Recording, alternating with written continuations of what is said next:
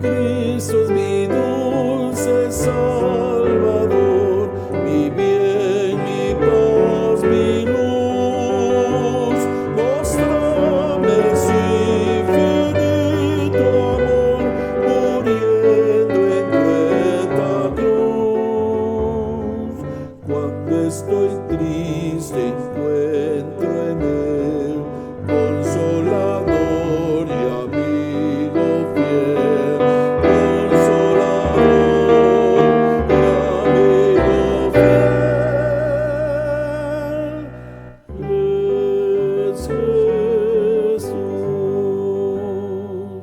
Cristo es mi dulce Salvador, con sangre me compró, con sus heridas y dolor, perfecta paz me dio.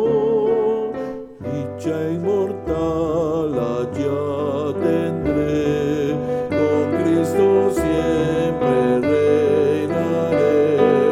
Dicha inmortal allá tendré, con Jesús.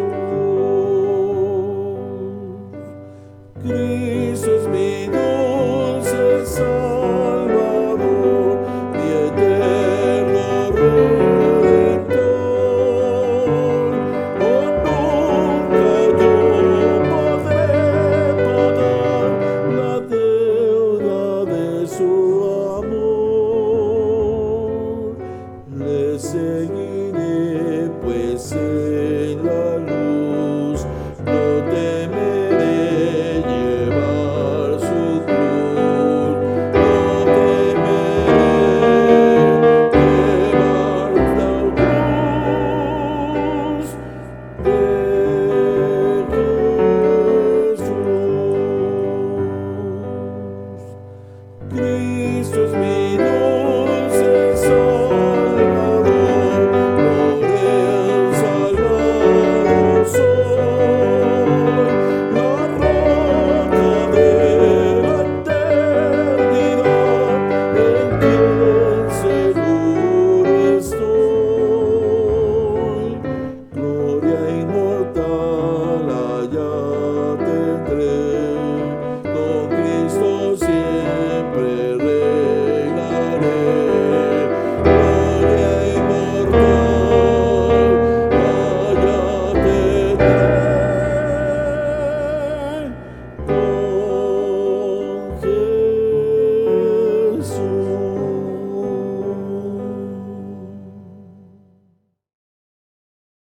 Buenas noches. La lectura para este estudio se encuentra en Romanos 10:10. Leamos juntos.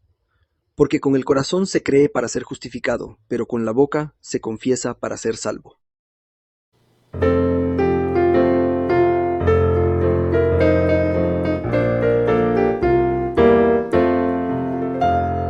Salvo en los tiernos brazos de mi Jesús seré, y en su amoroso pecho siempre reposaré. Este es sin duda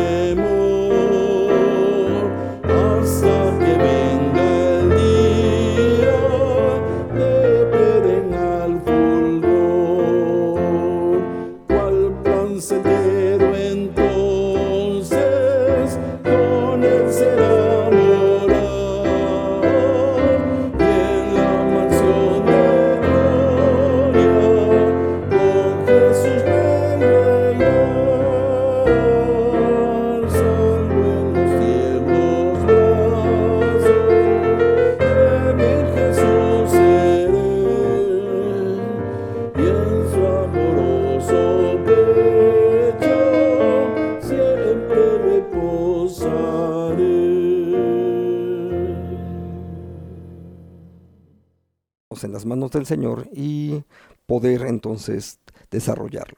El tema de hoy se llama cómo compartir de Jesús en este mundo postcristiano.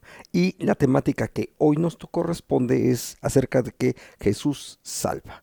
Entonces, te invito a que oremos y pongamos nuestra vida en las manos del Señor para que sea Él el que nos enseñe. Oremos. Padre, te damos gracias por este tiempo, oramos pidiendo de tu bendición en este espacio y pedimos que seas tú el que nos dirija para desarrollar este estudio. Oramos en el nombre de Jesús. Amén. Bien, hermanos. El tema, como mencionaba hace un momento, es Jesús salva y el subtítulo es a los que eligió para creer en Él. ¿Por qué? Porque la salvación en las Escrituras está expresada de esta manera, como una expiación o salvación limitada. Es decir, es por los que Jesús vino, aunque Jesús puede salvar a todos los que Él quisiese, en el plan del Señor ha decidido que sea justamente a aquellos a los cuales Él eligió. Bien, vamos entonces a hablar un poquito acerca de este autor. A lo mejor lo estás viendo ahí en la pantalla. Es un nombre que quizás no nos están familiarizados, de pronto estamos más familiarizados con predicadores contemporáneos, pero la temática de hoy tiene que ver justamente con este autor, llamado justamente Agustín. En el siglo IV, él escribió una de las obras literarias más importantes de la historia, Las Confesiones. De hecho, si tienes oportunidad o quieres conocer más acerca de esta obra, puedes googlearlo y vas a encontrar el material en PDF, las confesiones de Agustín o de San Agustín, porque generalmente aparece en esos términos. Entonces, su autor fue Agustín de Hipona, uno de los cristianos más importantes del siglo IV, donde escribe unas frases memorables que han impactado a numerosas personas. La frase a la que nos referimos es esta. Dice así en el texto de él: nos creaste para ti, y nuestras almas no encuentran reposo hasta hallar descanso en ti. Son palabras muy importantes porque nos muestran para qué fuimos creados. Fuimos creados para el Señor y nuestra vida no va a descansar hasta que nosotros reposemos en Él, como uno de los salmos también así lo expresa. Solamente en Dios reposa mi alma. Entonces, esa es la realidad de la experiencia de todo ser humano. Fuimos creados, fuimos diseñados para estar en comunión con Dios. Hemos sido creados por Dios y para Dios, y por lo tanto nunca encontraremos el verdadero reposo hasta que nosotros estemos en las manos de Él. Es decir, que reposemos justamente en Dios, en Cristo Jesús, nuestro Creador, pero también nuestro Salvador. En esta sesión vamos a estudiar entonces la realidad de la salvación que es en Cristo Jesús. Claro, otras religiones han ideado algún esquema de salvación, pero solamente en la Biblia encontramos el plan de Dios para salvarnos. Déjame diferenciarlo. Una cosa es que la religión proponga su propia metodología de si haces esto, si cumples con aquello, si oras en tal lugar, en fin, muchos esquemas religiosos son de ese estilo. Si tú cumples, si te portas bien, etc. Sin embargo, ese es el plan de la religión. Y en ese sentido, por eso es que incluso hay muchos que tratarían de ser presentados como salvadores.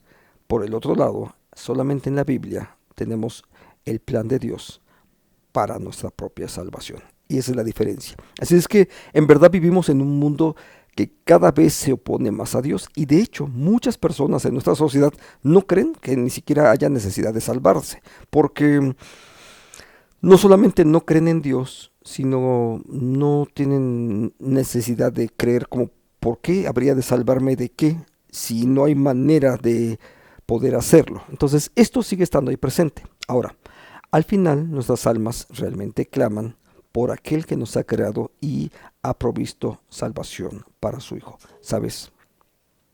De forma lamentable, muchas personas esperan hasta el final de sus días, a veces en los últimos minutos, para poder buscar a Dios.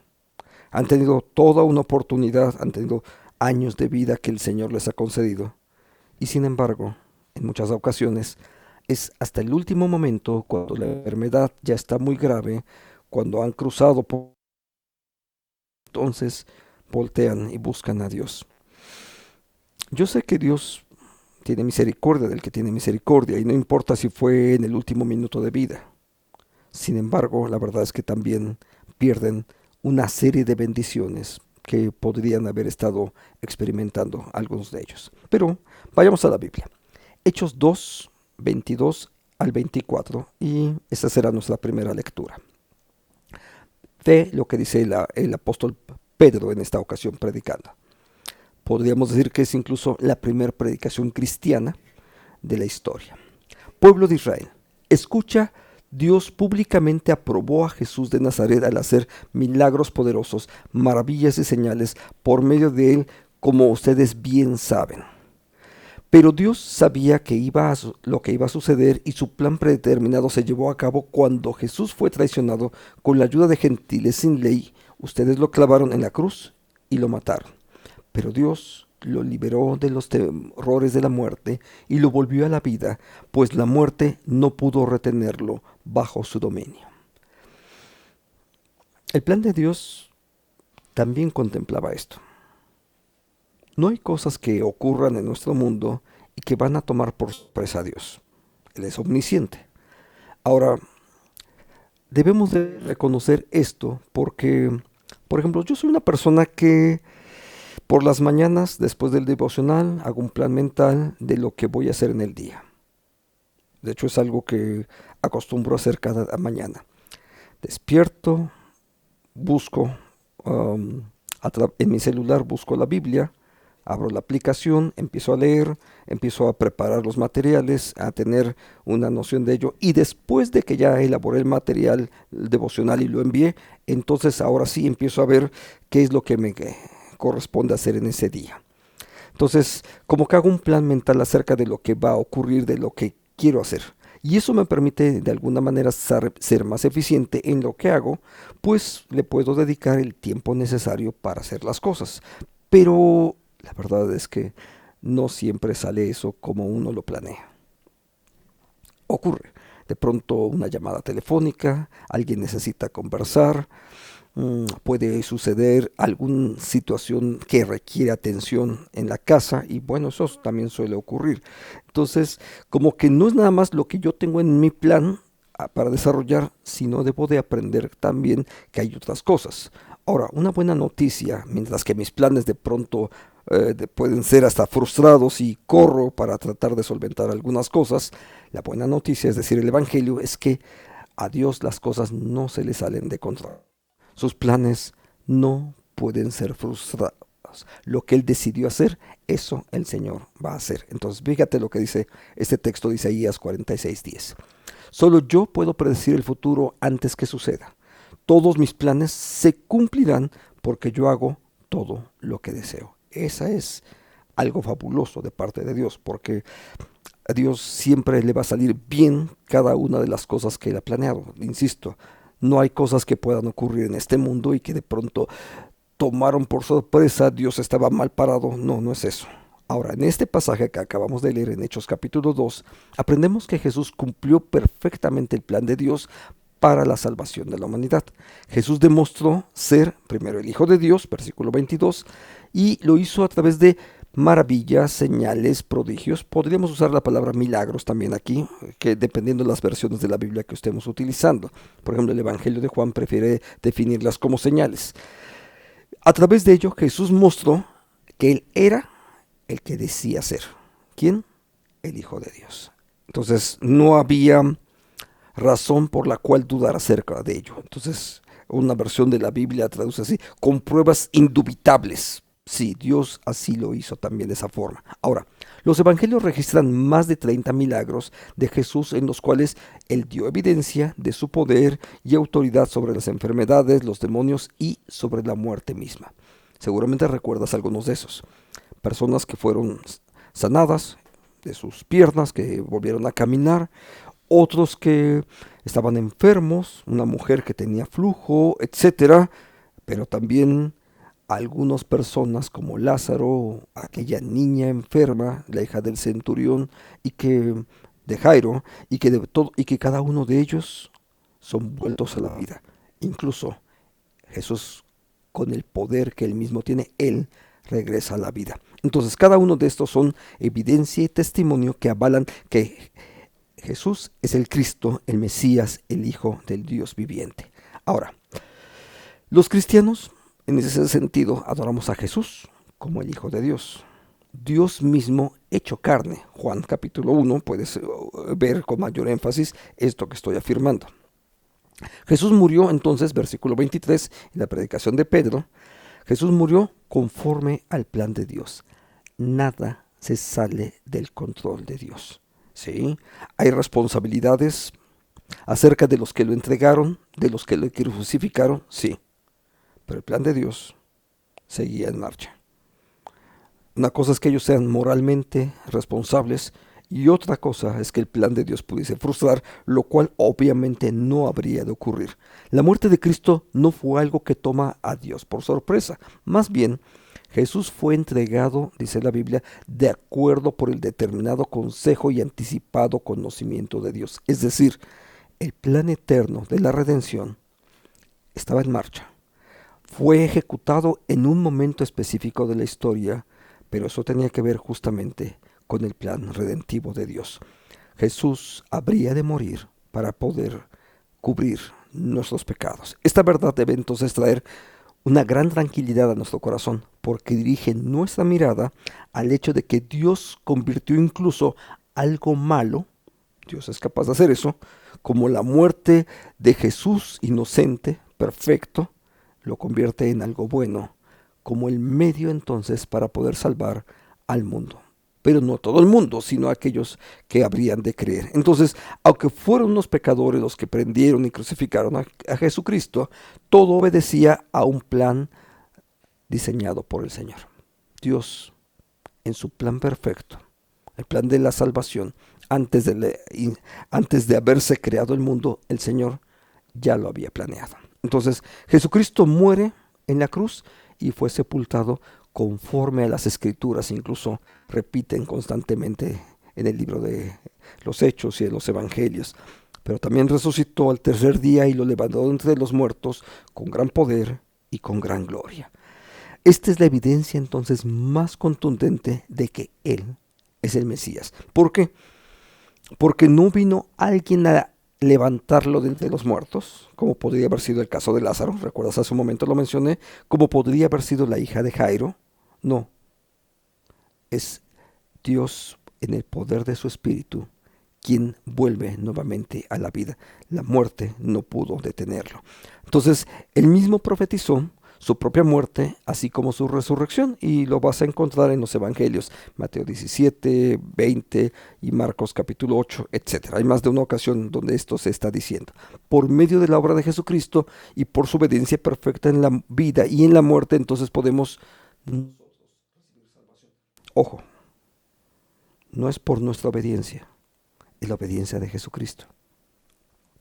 Él es el que cumplió con la ley, para que la ley que nos implicaba el pecado, ahora ya no tenga aplicación para mi vida. Es la vida de Jesús, perfecta, cumpliendo con la justicia de Dios, por la cual nosotros ahora recibimos salvación. Entonces, al creer y confesarle nosotros como Señor y Salvador, Juan capítulo 1, verso 12, al que cree y le recibe también el derecho de ser llamado Hijo de Dios. Y nosotros le reconocemos, como escribió el apóstol Pedro, como nuestro Señor y nuestro Salvador. Entonces, la próxima ocasión que algo se salga de tu plan y te sientas frustrado, eso debería de recordarte que a ti te puede pasar, pero los planes de Dios son perfectos y no pueden ser frustrados. Finalmente el Señor cumplirá su propósito en nuestra propia vida. Dios finalmente siempre lo va a hacer así. Entonces, nunca olvides que el plan de la salvación en Jesucristo es lo más hermoso, también lo sublime en la historia de la humanidad, porque nos demuestra el gran amor que el Señor tiene para con nosotros. Entonces, tú y yo, cada creyente en Jesucristo, por la fe, somos parte de ese plan, gracias a Él, gracias a la obra perfecta en Cristo Jesús, gracias al plan eterno de redención. Nosotros hoy formamos parte de esa familia de Dios. Ahora, nuestra segunda lectura. Hechos capítulo 2, versos 32 al 36. Dios levantó a Jesús de los muertos. De eso estaba predicando Pedro. Todos nosotros somos testigos. Ahora Él ha sido exaltado al lugar de más alto honor en el cielo, a la derecha de Dios, y el Padre, según lo había prometido, le dio el Espíritu Santo para que lo derramara sobre nosotros, tal y como ustedes lo ven y oyen hoy. Está haciendo Pedro, haciendo alusión a el propio evento del Pentecostés.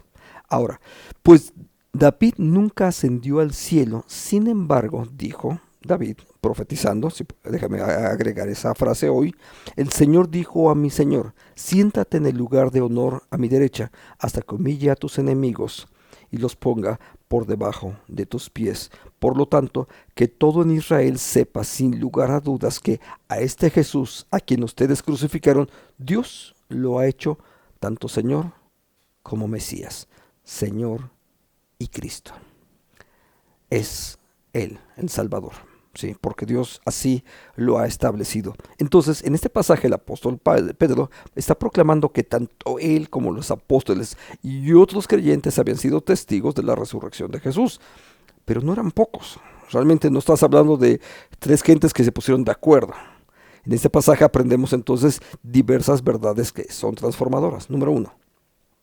La resurrección de Cristo fue evidente. Había muchas personas que podían dar testimonio acerca de eso. Pedro da una palabra entonces de exhortación hacia aquellos que dudaban, diciéndoles que la resurrección de Jesús era una verdad, de la cual todos nosotros somos testigos. La Biblia incluso nos habla de cómo Jesús, después de su resurrección, apareció, 1 Corintios capítulo 15, a más de 500 hermanos a la vez. ¿Sabes? Es importantísimo el papel de ser testigos aquí. En la Biblia es muy, muy importante, en el Nuevo Testamento. No es algo que ocurrió por allá en algún oscuro rincón. No es algo que imaginaron o que sintieron espiritualmente. No, hablamos de la presencia física de Jesús y cómo Jesús, el Cristo resucitado, tiene contacto con muchas personas más. Ahora, fue un acto evidente con muchos testigos. Número 2.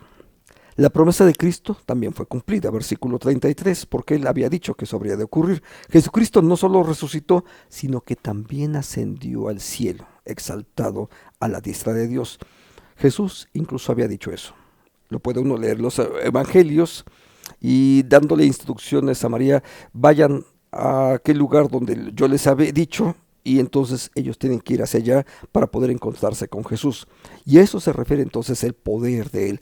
Es el poder de Cristo Jesús, porque la promesa, lo dicho por Él, finalmente se habría de cumplir, y eso tiene que ver con el poder de Dios efectuado en Cristo Jesús. La resurrección fue un acontecimiento que ocurrió por el poder del Dios Trino, pues después de ascender, Cristo Jesús cumplió con la promesa de derramar también el Espíritu sobre los creyentes. Lo puedes leer en Juan capítulo 14, Jesús lo había dicho. Estaba también en Hechos capítulo 1, verso 8. En el capítulo 2 vas a ver la ejecución. Y antes de ello, porque el apóstol Pedro va a recordarlo, como dijo el profeta Joel. Y entonces ves que el cumplimiento está ahí presente. Número 3. La exaltación de Cristo es completa. No es algo a medias. No es algo que solamente sintieron espiritualmente. Al citar entonces el Salmo 110, el apóstol Pedro declara que Jesús fue crucificado y ha sido hecho Señor y Cristo. Déjame usar la palabra Señor en el sentido como aparece en el texto. En el texto aparece la palabra Kyrios, y eso implica, es un título honorífico para el señorío más alto. No es la palabra Señor como nos referimos a una persona adulta hoy en día, sino es un título honorífico. Es el Kyrios, Él es el Señor. En aquella época solamente había dos tipos de personas, o un tipo de personas que recibían un título semejante. Y suena incluso parecido, porque La palabra Señor en el texto, en latín se dice Kaiser, que es de donde viene la palabra César. Él era el Señor. Pero en este caso Jesús es el Señor y se usa la palabra en griego Kyrios. Y había un juego de palabras que en algún momento se tenía que definir. ¿Quién era el Señor? Y para un cristiano no había ninguna duda. Jesús es el Señor. Kyrios, solamente Jesús es el Señor y también Él es el Mesías prometido desde el Antiguo Testamento. La palabra Cristo o Christos en el texto griego tiene que ver con la expresión hebrea del ungido de Jehová, el Mesías, el Mesías que venía desde el Antiguo Testamento. Entonces desde esta perspectiva, como lo va presentando las Escrituras, esta es una verdad ciertísima. Solamente Cristo es el Señor y es al mismo tiempo el Mesías. La exaltación de Jesucristo entonces nos habla de la autoridad sobre todo. Es el Todopoderoso. Y de la realidad del plan de salvación, pues ese es el Cristo, el Mesías prometido, que habría de venir a salvar a su pueblo y por quien todos los elegidos del Señor reciben salvación. Y sabes, hay una frase que también está en las palabras de Jesús. Ninguno de los que me diste se perdió. No hay forma de que alguien haya sido elegido por el Señor y que esa persona no sea salva. Su exaltación entonces es completa, así lo dijo Pablo en una de sus cartas, por lo cual Dios también lo exaltó hasta lo sumo y le dio un nombre que es sobre todo nombre, para que en el nombre de Jesús se doble toda rodilla de los que están en los cielos, en la tierra y debajo de la tierra, y toda lengua confiese que Jesucristo es el Señor, para gloria de Dios Padre. Esta frase es fabulosa. Los que están en los cielos, es decir, las entidades espirituales, ángeles, etcétera, arcángeles, ellos un día tendrán que confesar que solamente Jesucristo es el Señor. Para los que estamos en la tierra, y aún los que estuviesen ya incluso muertos, cada uno de ellos, cuando llegue el momento del Señor, cuando llegue el día del Señor, todos tendrán que confesar que Jesucristo, solo Él, es el Señor, para gloria de Dios Padre. Entonces, en el estudio anterior aprendimos, el de la semana pasada, hace 2 semanas, aprendimos que Jesús fue enviado para ser nuestro Salvador. Y en estamos aprendiendo que Jesús fue exaltado para ser el Señor por sobre todas las cosas, y todo aquel que en Él cree no se perderá, sino que recibirá la vida eterna. Juan capítulo 3, verso 16, un pasaje muy muy conocido. Seguimos a nuestra tercera lectura. Hechos 2:37 a 39. Las palabras de Pedro traspasaron el corazón de ellos, quienes le dijeron a él y a los demás apóstoles: hermanos, ¿qué debemos hacer? Observa esto. Ante la predicación del Evangelio, no es ninguna casualidad que surja esa pregunta. ¿Qué debemos de hacer? Cuando alguien ha escuchado y comprendido el Evangelio y puede comprenderlo por la acción del Espíritu de Dios en él, entonces la pregunta es: ¿qué debemos de hacer? Y ve lo que dice entonces el apóstol Pedro: cada uno de ustedes debe arrepentirse de sus pecados y volver a Dios, y ser bautizado en el nombre de Jesucristo para el perdón de sus pecados. Entonces recibirán el regalo del Espíritu Santo.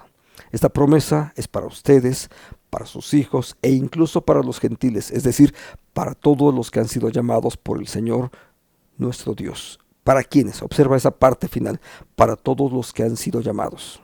¿Por qué? Porque dice el apóstol Pablo, que no es Pedro, es el caso de lo que estamos viendo, pero en Romanos 8 puedes tú leerlo: a los que eligió, también llamó, y a los que llamó, también predestinó. Y el orden de la salvación se efectúa completamente en aquellos que Dios ha elegido. ¿Por qué? Porque a ellos son los que habrán de ser llamados y responderán al Evangelio. Entonces la pregunta crucial en el versículo 37, después de haber escuchado la proclamación de Jesucristo por parte del apóstol Pedro, los judíos incrédulos hicieron una pregunta: hermanos, ¿qué debemos hacer? respuesta la acabamos de leer hace un momento. Porque gracias a Dios por esa pregunta. Evidentemente el Espíritu de Dios estaba obrando en el corazón de ellos y obra en la vida de aquellos que son tocados por Él. Por desgracia, el mundo hoy encuentra una multitud de respuestas equivocadas a esa pregunta. No se trata simplemente de involucrarse en algún grupo religioso. No se trata de iniciar una peregrinación a los lugares santos, ¿no? Bueno, en el medievo se ocurría eso y todavía de vez en vez alguno que otro ocurre eso. Algunas respuestas típicas de qué es lo que la gente pretende hacer es tratar de responder desde el moralismo o de las religiones. Y sabes, incluso uno que otro evangélico despistado, en lugar de recordar lo que la Biblia se enseña sobre el arrepentimiento y el perdón, empezamos a aplicar una actitud moralista diciéndole a los demás, pórtate bien para que Dios te acepte. Pero sabes, no somos aceptados porque nos portamos bien. Somos aceptados porque Dios nos ha elegido por su gracia y nos ha dado el don de la fe para que lo ejerzamos en Él. La otra respuesta equívoca es la religión. Sigue estos ritos para que Dios entonces te acepte. No se trata de cuántos ritos tienes que hacer. Incluso, debo de decirlo en estos términos exactos, el bautizo es posterior a la recepción de la salvación. El bautizo no es para que sea salvo, sino para que yo dé testimonio de que Dios ya me ha lavado. Una opción más de esa actitudes tiene que ver con el ateísmo. Vive tu vida como si Dios no existiese. ¿Y qué es lo que ocurre? Simplemente ninguna de esas respuestas es acertada. ¿Por qué? Porque la respuesta correcta es la que el mismo Evangelio, la misma Biblia nos provee. Entonces el apóstol Pablo dio una respuesta clara a esa pregunta. Cada uno de ustedes debe arrepentirse de sus pecados. Porque hay arrepentimiento cuando nosotros reconocemos que hemos pecado delante de Dios, que hemos quebrantado su ley, que no hemos vivido de acuerdo a su voluntad y que hemos seguido más nuestra manera de vivir, que hemos heredado una naturaleza corrupta por la cual seguimos pecando. Nosotros necesitamos pedir perdón, arrepentirnos de ese tipo de actitudes. En la Escritura es que vemos que el arrepentimiento debe ir acompañado de fe en Jesús, pues son dos marcas claras de la misma moneda. Y eso está en Hechos 20:21, Marcos 1:15, donde también lo describe de esa misma manera. El arrepentimiento y creer es entonces el antecedente para el paso de obediencia. Observa esto. Por cuanto hemos creído, entonces buscamos ser bautizados y lo hacemos para dar testimonio e identificarnos con una iglesia local. Entonces el bautismo es una señal externa de una realidad interna. Es decir, si Dios ya lavó mi espíritu y me ha puesto en nueva relación con Él, entonces ahora yo doy testimonio a través del bautismo de que ahora soy de Cristo Jesús. La promesa del Espíritu Santo para los creyentes es segura. Por eso Pedro dijo entonces así: entonces recibirán el regalo del Espíritu Santo, no por el agua que recibas. Tiene que ver con la fe.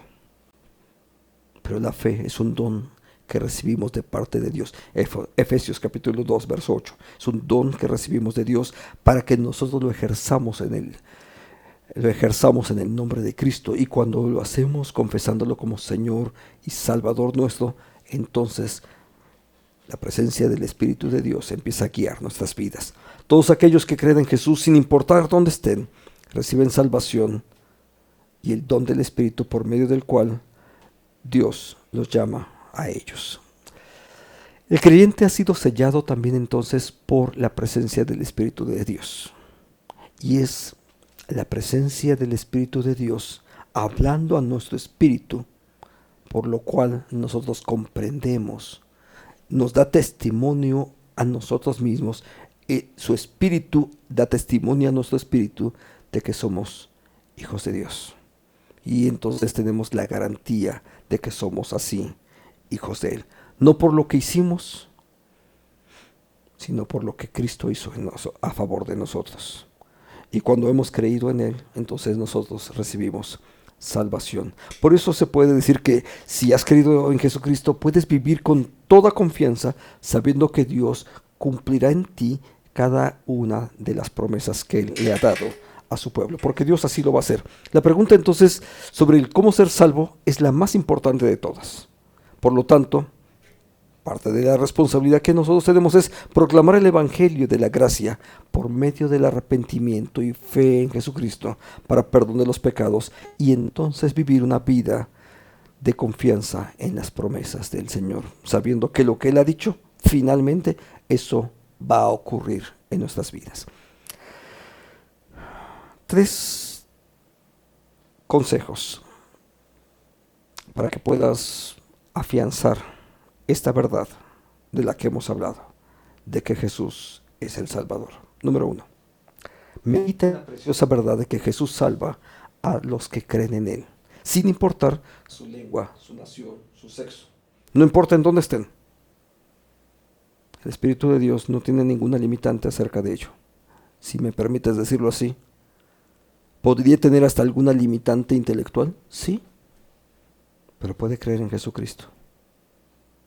Porque para el Espíritu de Dios no hay ninguna limitante. 2. Adora.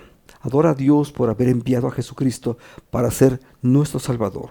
Da gracias, exáltalo, canta, alaba, sírvelo. Adorar también significa eso, servir en el nombre de Él, por ser Él nuestro Señor y por haber diseñado ese plan de redención perfecto desde antes de la fundación del mundo, para que en su momento histórico adecuado eso aplicara a nuestras vidas. Tal vez tú lo recuerdes cuándo fue.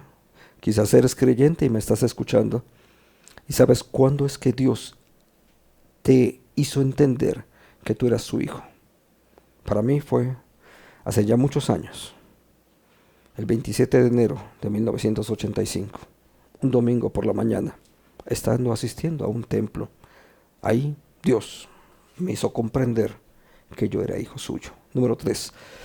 Comparte con otros el mensaje de que Jesús salva. Puedes hacerlo.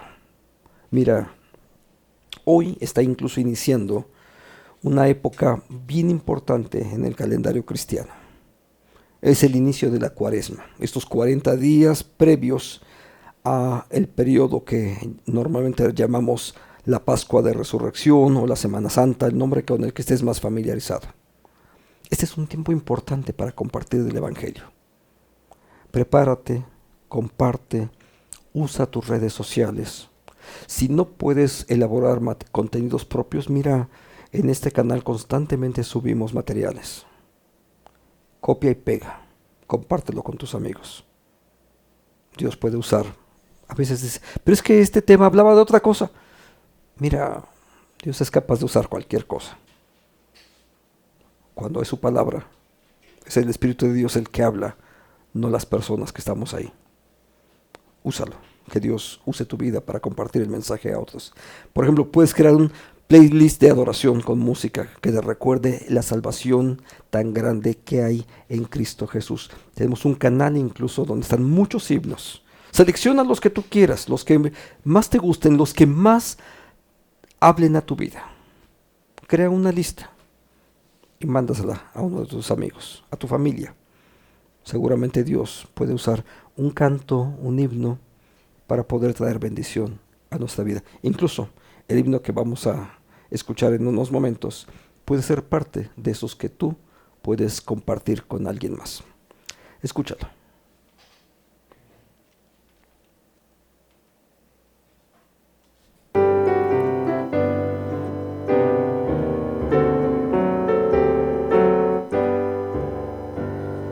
Salvador, a ti acudo, príncipe de amor. Solo en ti hay paz y vida, para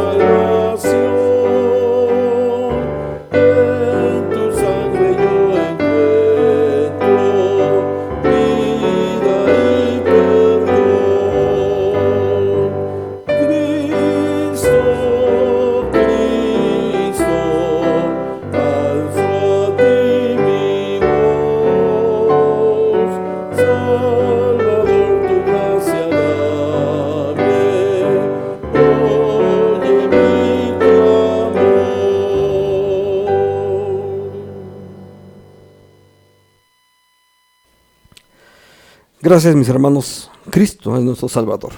Eso es algo que debemos de tener perfectamente claro. Él es nuestro Señor y nuestro Salvador. Hay un asunto más que incluso tú puedes hacer. También puedes apoyar algún proyecto de misión.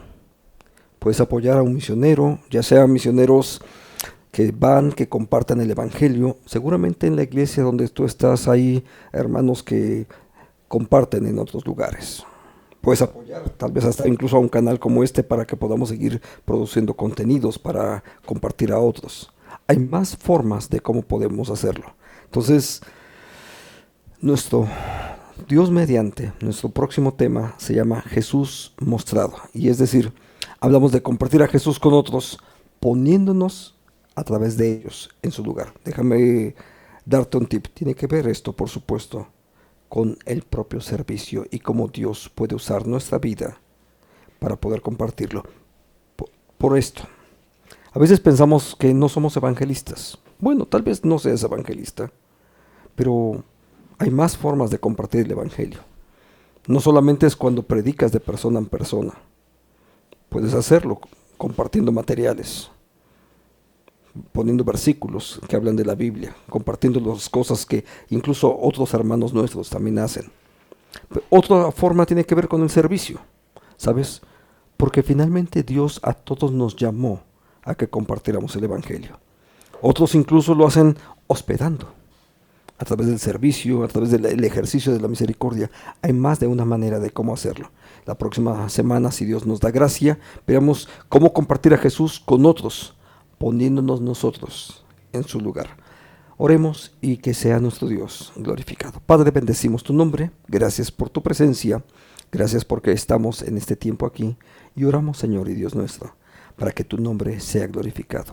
Gracias por darnos oportunidad de tener este tema hoy, de compartir de tu palabra. Habla tú, Señor, a tu iglesia, para que sea tu nombre glorificado. Lo pedimos en Jesucristo. Amén. Amén, hermanos. Y si Dios nos bendice, nos vemos la próxima semana.